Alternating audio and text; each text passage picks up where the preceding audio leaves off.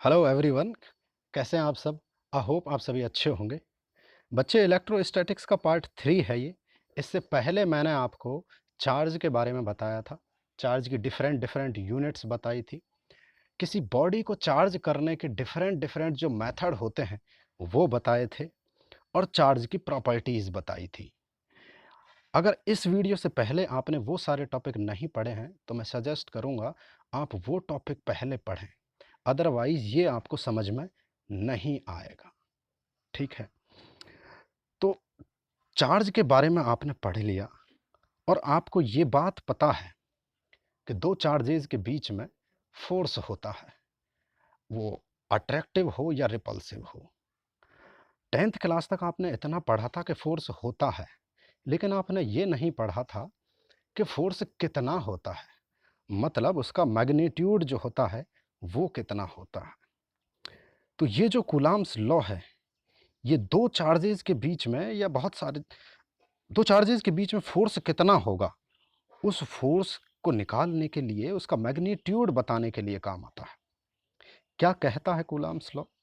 Coulomb's law बोलता है electric force between two point charges. दो बातें लिखी हुई हैं। पहली बात ये कि प्रोपोर्शनल होता है उन दोनों चार्जेस के प्रोडक्ट के, मतलब उन चार्जेस का जो मैग्नीट्यूड होगा उन दोनों के मैग्नीट्यूड के प्रोडक्ट के डायरेक्टली प्रोपोर्शनल होगा। दूसरी बात, जो फोर्स होगा वो उस डिस्टेंस के स्क्वायर के इनवर्सली प्रोपोर्शनल होगा जो दोनों चार्जेस के बीच में है। ठीक है, इसी बात को अब मैं मैथमेटिकल लिख देता हूं। ये देखिए, आपके पास दो चार्जेस हैं, Q1 और Q2, और ये किसी स्मॉल r डिस्टेंस पे प्लेस्ड हैं।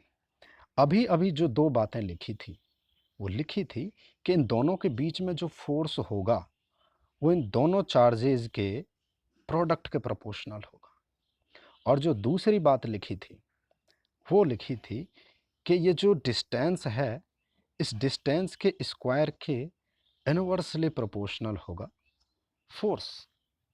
ठीक है बच्चे, मैं आपके लिए ये बात बता दूं कि ये जो चैप्टर है, ये जो कूलम्ब्स लॉ है, उसके बाद इलेक्ट्रिक फील्ड आएगा, ये बिल्कुल वैसा है जैसा आपने 11th क्लास में ग्रेविटेशनल फोर्स पढ़ा था।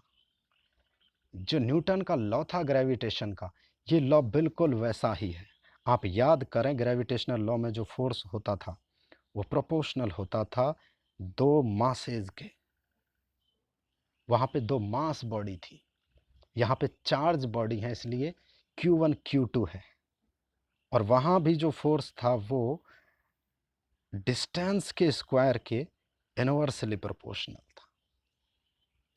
ठीक है, तो जैसा वहाँ ग्रेविटेशनल फोर्स होता है वैसा ही इस चैप्टर में आपके लिए आएगा इलेक्ट्रिक फील्ड। ठीक है, अभी बात करते हैं कि दो चार्जेस के बीच में जो फोर्स होता है उसका मैग्नीट्यूड कितना होता है। तो दो बातें आपने पढ़ी और दोनों बातें ये लिखी। अगर इन दोनों बातों को एक साथ में लिख देता हूँ तो इसको इस तरह से लिखूंगा। ठीक है, अब ये प्रोपोर्शनल का साइन हटा के एक प्रोपोर्शनल कांस्टेंट लगाया गया k। ठीक है, और पूरा फार्मूला बना F इजक्वल टू के Q1 Q2 upon R square. आगे न्यूटन लिखा हुआ है जो फोर्स की यूनिट होती है। ठीक है, बात करें के की, तो के की जो वैल्यू होती है वो इतनी होती है 9 इंटू 10⁻⁹ और इसकी जो यूनिट होती है वो ये होती है, क्योंकि इसी फॉर्मूले में से जब आप के को बचाएंगे तो के को आप लिखेंगे force are square upon Q1 Q2। ठीक है, फोर्स की यूनिट न्यूटन होती है, डिस्टेंस की यूनिट मीटर होती है, और ये नीचे दो चार्जेस हैं जिनकी यूनिट कूलाम होती है। तो दो चार्जेस हैं तो कूलाम स्क्वायर, ऊपर लिखेंगे तो -2 लिखेंगे। ठीक है, अब बात ये है कि के की जो वैल्यू होती है ये 9 इंटू 10⁻⁹ ये कैसे होती है? तो मैं आपको बता दूं, बेसिकली जो के होता है वो ये होता है, काफ़ी इंपॉर्टेंट है ये। इसको इस 1/4 पाई एप्सिलॉन नॉट, के की जगह इस वैल्यू को आप यहाँ लिख सकते हैं। ठीक है, अब आपके लिए इसमें एक नई क्वांटिटी है एप्सिलॉन नॉट। ये क्या होता है? देखो बच्चे, चार्ज जब अलग अलग मीडियम में रखे जाएंगे तो वो एक दूसरे पर अलग अलग फोर्स एक्सर्ट करेंगे। मान लीजिए ये दो चार्ज जो हैं वो वैक्यूम में रखे गए हैं, इसके बाद मान लो वो वाटर में रखे गए हैं, तो ऐसा नहीं होगा कि हमेशा इनके बीच में जो फोर्स होगा वो सेम होगा। मतलब दो चार्जेस का फोर्स इस बात पर डिपेंड करता है कि वो किस मीडियम में रखे गए हैं। ठीक है, अभी जो मीडियम है वो है फ्री स्पेस, मतलब वैक्यूम। इसीलिए वैक्यूम की परमिटिविटी यूज की गई है।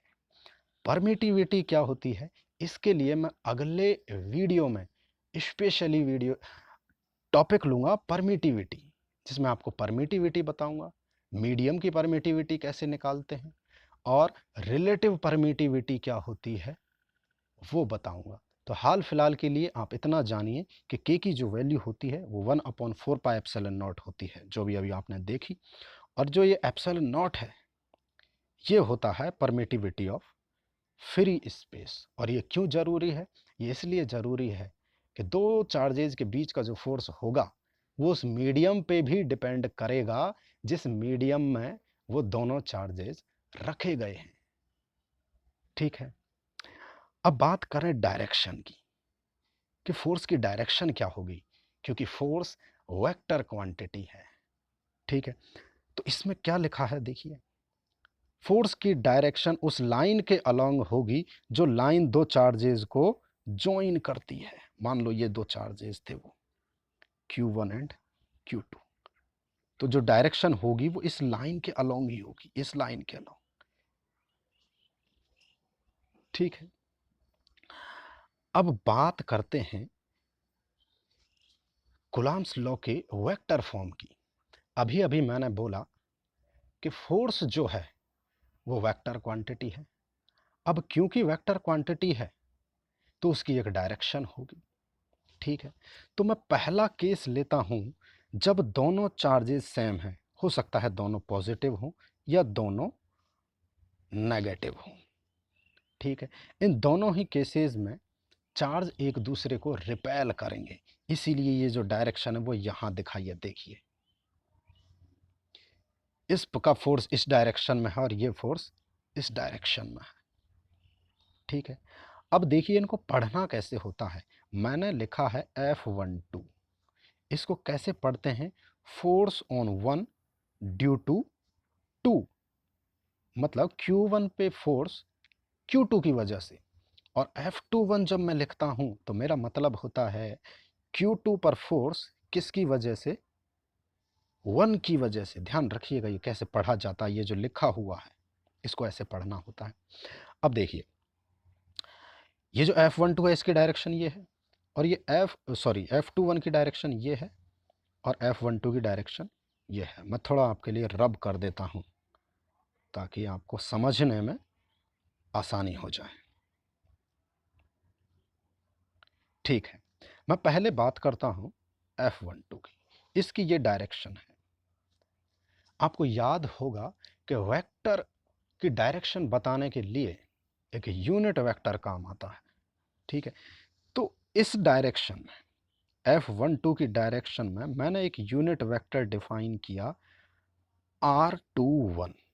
कैसे पढ़ना है इसको, vector unit vector from Q2 to Q1। देखिए F12 की डायरेक्शन क्या है, ये डायरेक्शन इधर जा रहा है, इस डायरेक्शन में ये रिपेल होगा, तो इस डायरेक्शन को एक यूनिट वेक्टर से मैंने डिफाइन किया।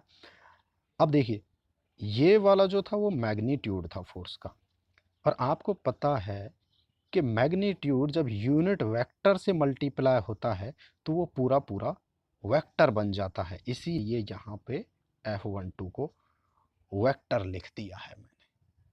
बहुत आसान सी बात है, नहीं समझ में आया तो आप वापस रिवाइंड करके देखिएगा इसको, ठीक है। अब मैं बात करूँगा इसकी F21 की। इसकी डायरेक्शन ये है और इसके लिए मैंने यूनिट वेक्टर यूज़ किया है ये। अब देखिए चार्जेस तो सेम है, तो F12 हो या F21 हो, दोनों का मैग्नीट्यूड तो सेम रहने वाला है इतना, ठीक है। तो जब मैं आपके लिए लिखता हूं क्या, F21 लिखता,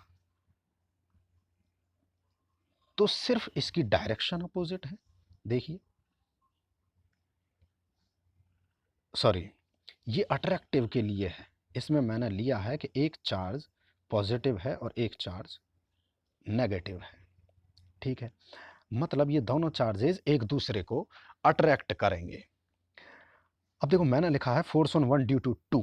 ये जो Q2 चार्ज है वो इस डायरेक्शन में अट्रैक्ट करेगा, Q1 जो चार्ज है वो Q2 को इस डायरेक्शन में अट्रैक्ट करेगा। मतलब अब क्योंकि देखो मैग्नीट्यूड तो सेम है फोर्स का, कितना, K Q1 Q2 upon R square. सिर्फ क्या डिफरेंट है, डायरेक्शन, ये वाली और ये वाली। इसलिए मैंने दोनों को इक्वल लिखा है, लेकिन एक के आगे साइन लगाया है माइनस। याद कीजिए, किसी वेक्टर का जो अपोजिट वेक्टर होता है, सपोज ये वेक्टर है ए, तो इसका इक्वल एंड अपोजिट डायरेक्शन में वेक्टर होगा कितना, माइनस ए, ठीक है। इसीलिए देखो क्या लिखा है, इक्वल एंड अपोजिट फोर्सेस, ठीक है। ये जो स्लाइड थी वो बीच में छूट गई थी, है ना।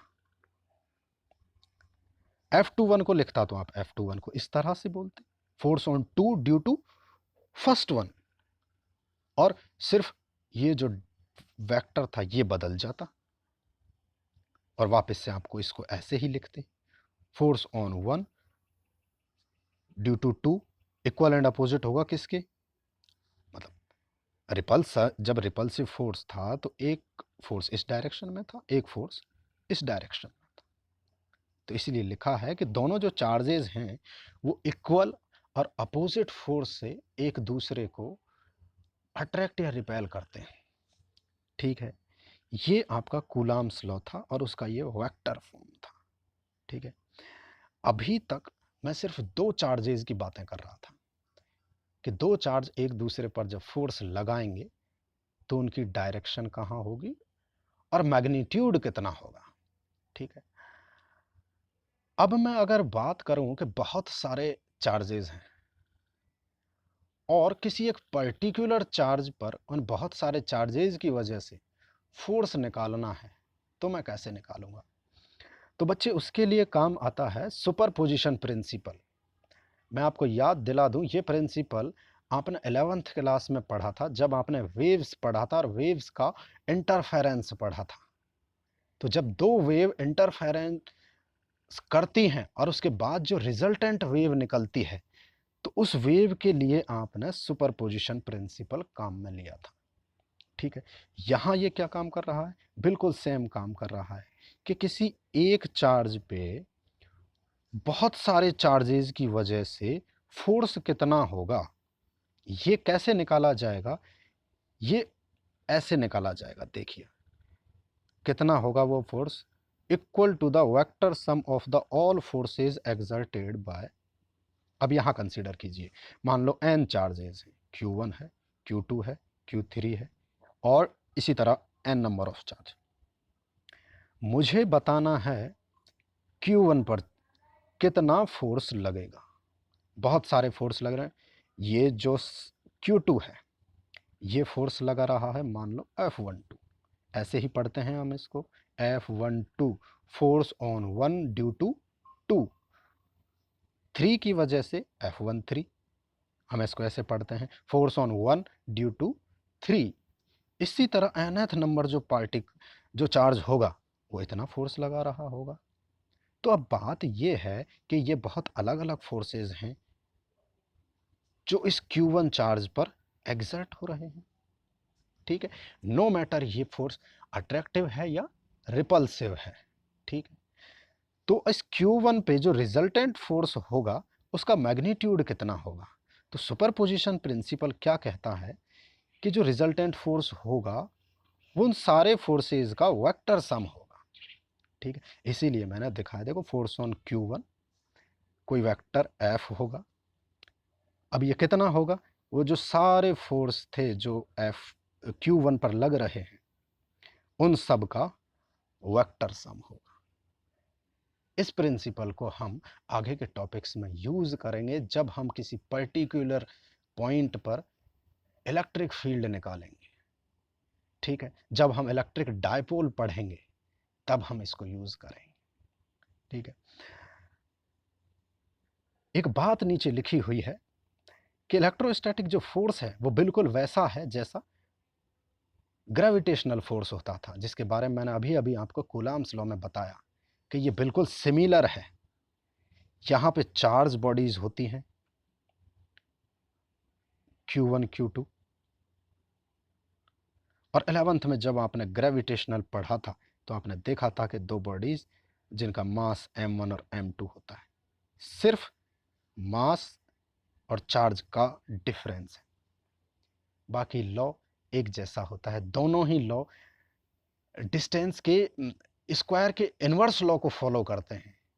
अभी अभी जो फोर्स आपने देखा था ऐसे कि जो फोर्स है वो जो डिस्टेंस है चार्जेस के बीच में उसके स्क्वायर के इनवर्सली प्रोपोर्शनल है, बिल्कुल ऐसा ही ग्रेविटेशनल फोर्स में भी होता है। आप याद कीजिएगा 11th का ग्रेविटेशनल चैप्टर। ठीक है, नेक्स्ट क्लास में मैं आपको इलेक्ट्रिक फील्ड शुरू करूंगा। ठीक है, थैंक यू।